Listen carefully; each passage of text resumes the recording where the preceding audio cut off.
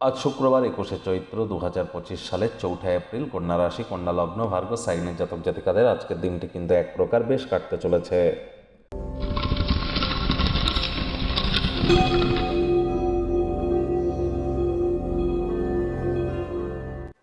ভিডিওটির শুরুতে স্ক্রিনে আপনারা দেখতে পাচ্ছেন দেবী মহালক্ষ্মীর গায়ত্রী মন্ত্র।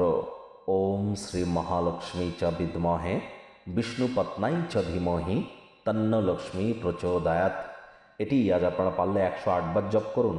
আর যারা মহিলা আছেন তারা অবশ্যই আজ সন্ধেবেলার সময় সারাটা দিন উপোস থেকে নিরামিষ খেয়ে, উপোস না থাকতে পারলে অন্তত নিরামিষ তো খান, খেয়ে আপনারা সন্ধেবেলার সময় স্নান আদি সেরে সাদা রঙের শাড়ি লাল পাড়ওয়ালা পরে আপনারা লক্ষ্মী দেবীর ঘটের সামনে বসে লক্ষ্মীর পাঁচালি পড়ুন এবং 1-2 ফোঁটা চোখের জল ফেলে মায়ের কাছে নিজের মনস্কামনাকে জ্ঞাপন করুন।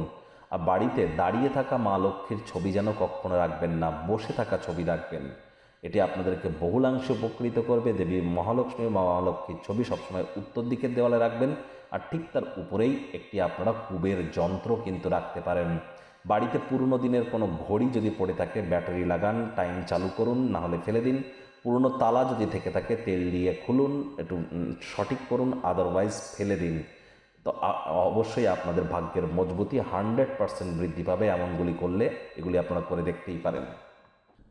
ভাগ্য মিটার আজ আপনাদের বলছে 8 আউট অফ 10, ভাগ্য আপনাদের অনুকূলেই থাকবে। স্বাস্থ্য, প্রেম, দাম্পত্য এই কয়েকটি ব্যাপারে আপনাদেরকে একটু সাবধানতা অবলম্বন করেই চলতে হবে। কায়িক পরিশ্রমের কারণে শরীরে ক্লান্তি আপনারা অনুভব করতেই পারেন। ওজন বুঝে ভোজন গ্রহণ করুন।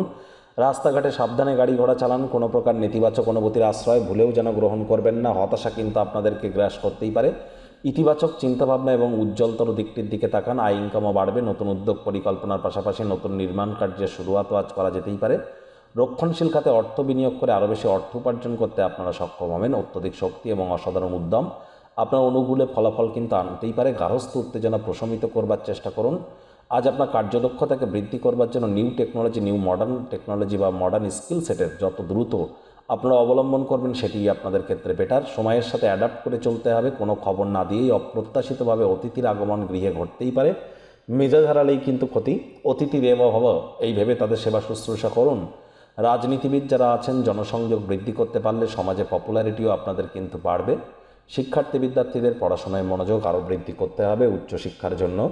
যারা বিদেশ যাত্রার কথা ভাবছিলেন ভাগ্যদেবী আজ আপনাদের পক্ষে নেই। সন্তান সন্ততি থেকে থাকলে তাদের দিকে কঠোর সজাগ দৃষ্টি বজায় রাখুন। হাউসওয়াইফ যারা আছেন দিনের শুরুটা তাড়াতাড়ি করুন। প্রেমিক প্রেমিকা, স্বামী স্ত্রী উভয়ের ক্ষেত্রেই বলবো রূঢ় বাক্যের প্রয়োগ, অশ্লীল ব্যবহার যেন করবেন না। তৃতীয় কোনো ব্যক্তিকে ভুলেও সম্পর্কের মধ্যে যেন প্রবেশ করতে দেবেন না। সম্পর্কের দুর্বলতা কিন্তু আরও বেড়ে যেতে পারে। পরিবার পরিজন, নিকটে স্থানীয় ব্যক্তিবর্গ, বন্ধু স্বজন সকলের সাথেই ভাব ভালোবাসা বাড়বে। গৃহের পরিবেশ শান্তিপূর্ণ নির্ঝঞ্ঝাট পরিগণিত হবে। অত্যধিক শক্তি এবং অসাধারণ উদ্যম পরিবারের ক্ষেত্রে আজ গুরুত্বপূর্ণ ভূমিকা পালন করবে। শত্রুপক্ষ বিরোধী পক্ষ একটু হলেও শক্তিশালী হয়তো থাকতে পারে।